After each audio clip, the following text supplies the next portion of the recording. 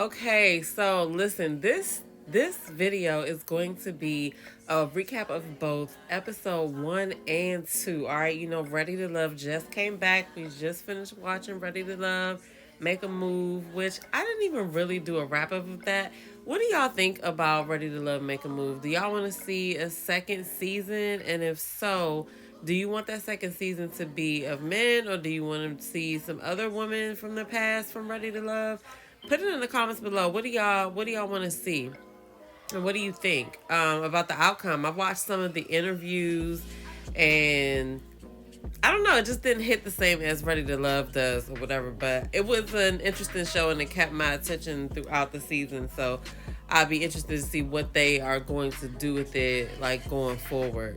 But anyway, we are here today for Ready to Love Fort Worth recap of episode 1 and 2. So it seems like they're listening to the audience in the fact that we can't possibly make sure that these 20 people meet each other at this mixer, right? When they're all there at the same time. And so what they've done is they are now starting this episode with 2 different mixers in groups of 10, okay? So the first mixer they showed us, one of the men had to go home, and Damonte ended up going home. If you guys watched it, they referred to him, well, Mika, I think, referred to him as the Nutcracker. He needed to go because he wasn't even paying attention to what he was saying. He couldn't remember his own stuff. It was just not a good look for him. So I think that, they got that one right. And then so tonight in episode 2, we get to meet the second half of the group of 20, right? And then a woman goes home tonight, and we know Patricia was that woman who went home. Okay, so we're going to talk about the cast members so far. What I want to know what y'all think. Do y'all have any favorites so far? Do you see any connections? I already noticed a difference in the way that both groups moved together.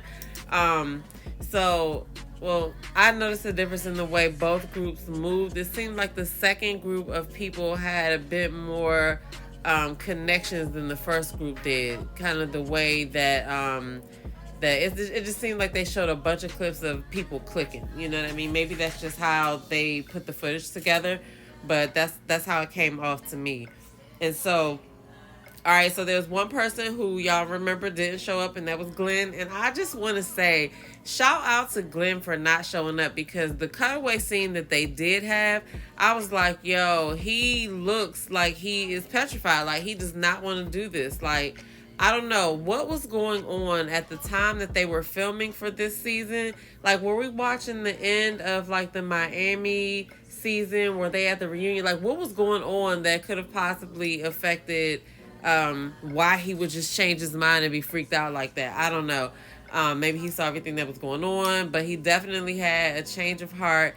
I'm telling you, because what we know of OWN and the way that they put footage together, they would have had a field day with his footage. I'm telling y'all, it would have just been crazy. I can't even imagine what they would have done. But shout out to him for changing his mind, because I don't think that was the move for him. So the first group, they played a game, which I don't really agree with the game, because this is the first day. Like, am I supposed to remember everything that we talked about? And like, this is, I don't know. I feel like that would have been a better game for the getaway. But anyway, nonetheless, they played this game. And so Dominique won. And when they win this game, they get immunity from being eliminated that night. So Dominique won that one. And then episode 2, they also played a game as well. And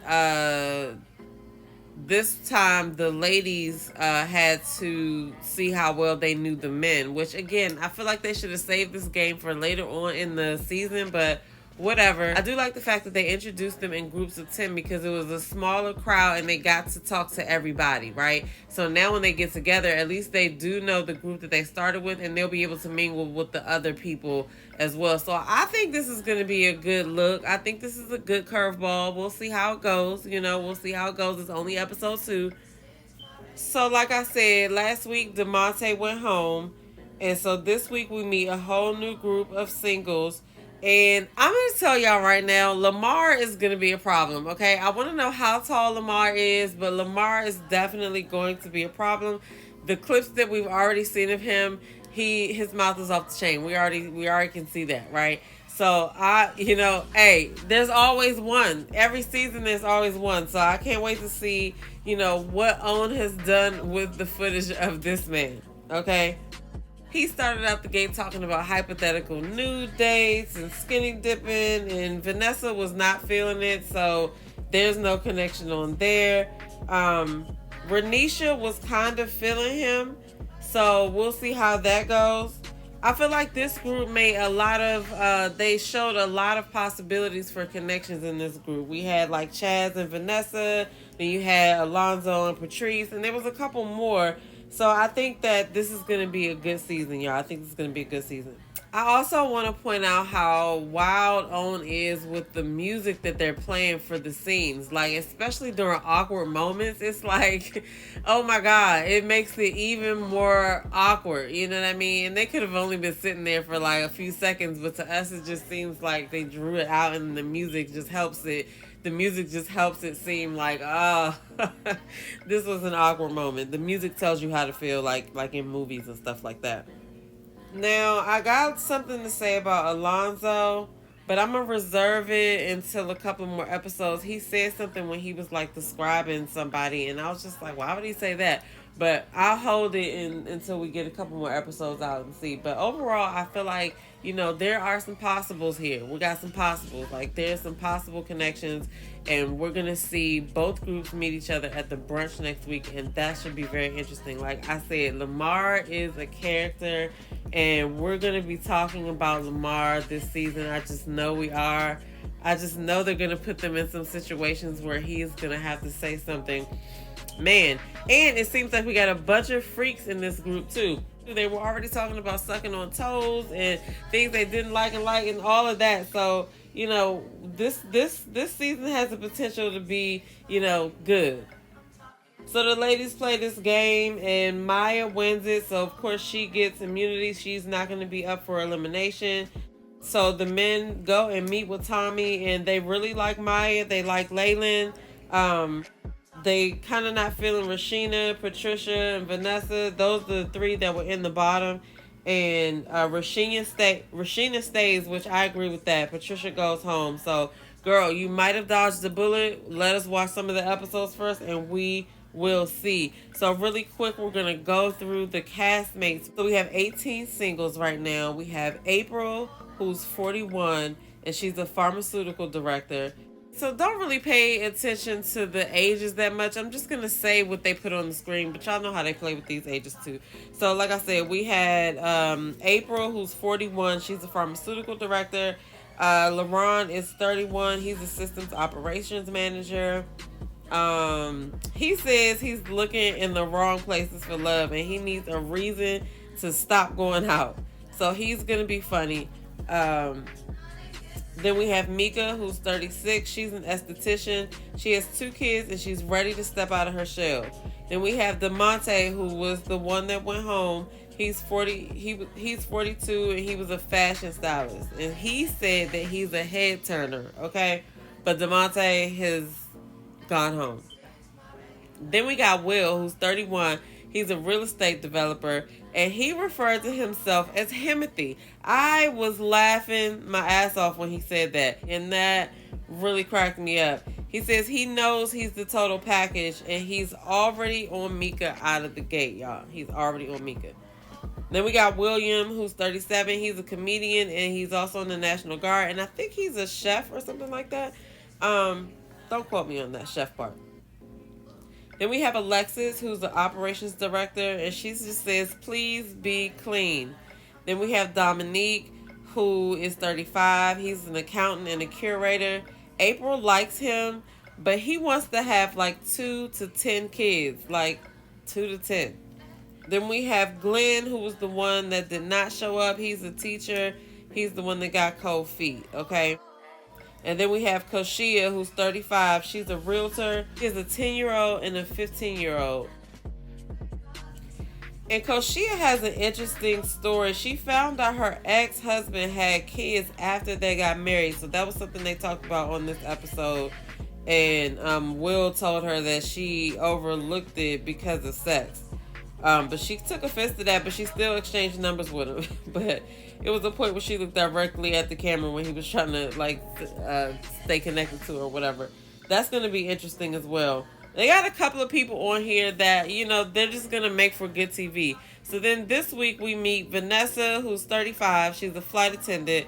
She was previously married to a white man. She said she really, really wants to have someone that is a part of the culture or whatever. And I couldn't really let this pass.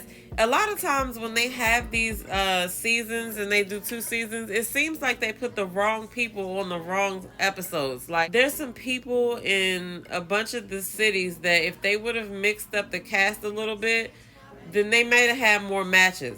So I don't know. Vanessa might have been really good for Morier from last season because he was looking for somebody that was going to be down for him like that. She was talking about she wanted to be a revolutionary. Anyway, moving along. Alonzo is 35. He's an insurance adjuster.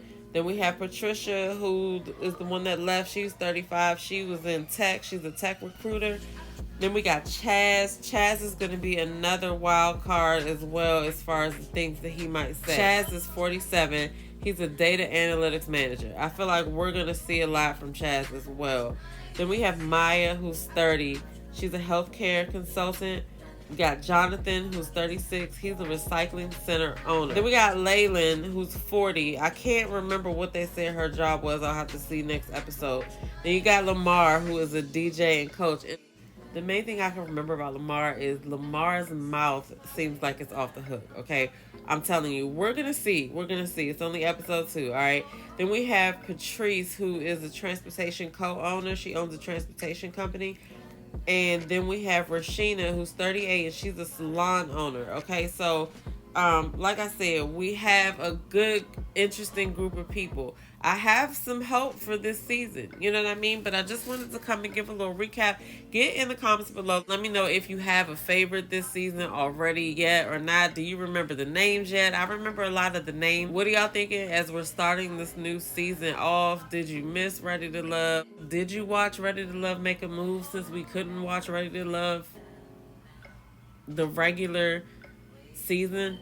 Anyway, get in the comments below and let me know. I'm your girl, Demetra Joe, and I'll see you guys in the next video. Peace.